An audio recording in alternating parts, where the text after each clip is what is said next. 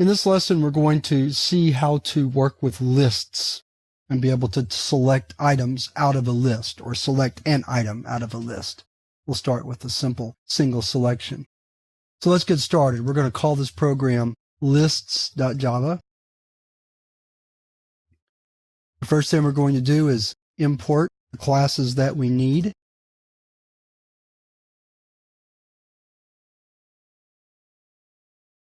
And we also need a fourth set of classes, and these are in java x.swing.event.star to work with a list.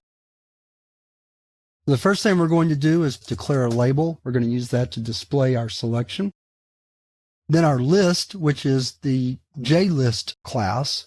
So we do JList list. Then we're going to get our list data out of an array.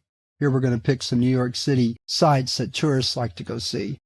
So we're going to declare our array NYC sites, and we'll populate that array in just a moment. Our constructor will start out by instantiating our objects. So we have a label,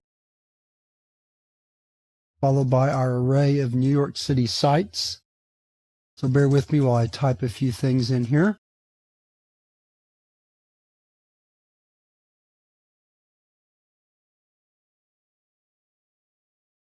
Just two more here. And that's good enough. So we'll stop right there.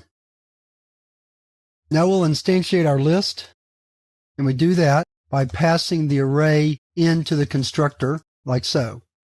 And that will tell Java what items are going to be in the list. The next thing we need to do is we need to set a selection mode. And we do that by picking a value called single selection out of the list selection model class.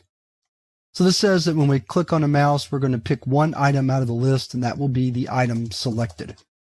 You'll see how that works in just a minute. The next thing we need to do is add our list selection listener. And that's a handful to type right there.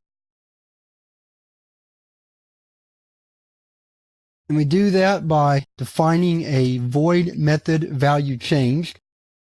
And it looks for a list selection event, which means clicking on an item.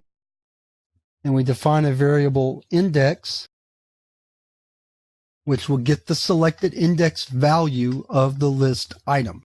So the first item is index 0, and the second item is 1, and so on and so forth.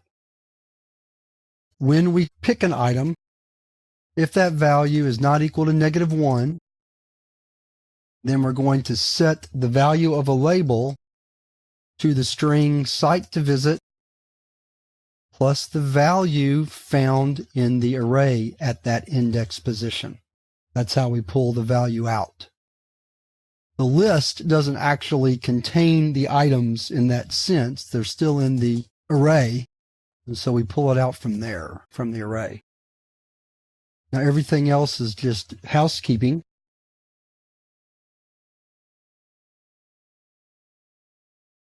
And we set the size, set the default close operation,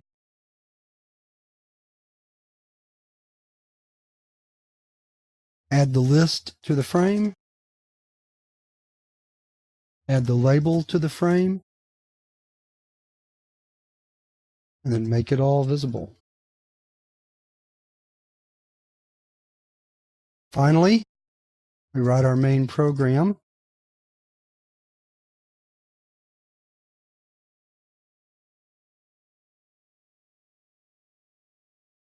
And call the constructor for our lists class.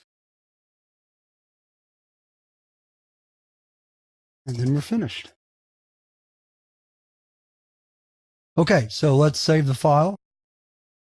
Cross our fingers that we don't have any typos. And we don't, so let's run the program. Let me bring it into view.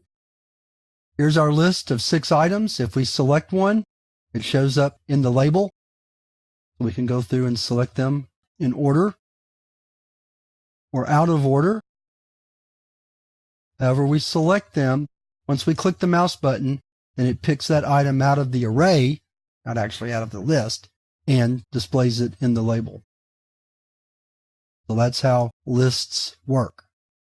Now, one thing we might want to add to a list is a scroll panel so that we can have a long list and have it not take up all of the frame with the list.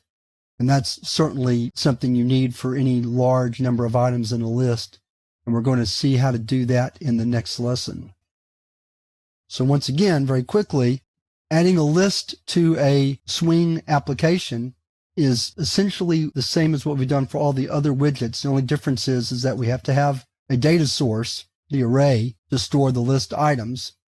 Then we instantiate the list item, set any properties like its selection mode, and then add a listener of some type to check for the event that we're looking for, in this case, the clicking on an item in the list, add it to the frame, and then we're set to go.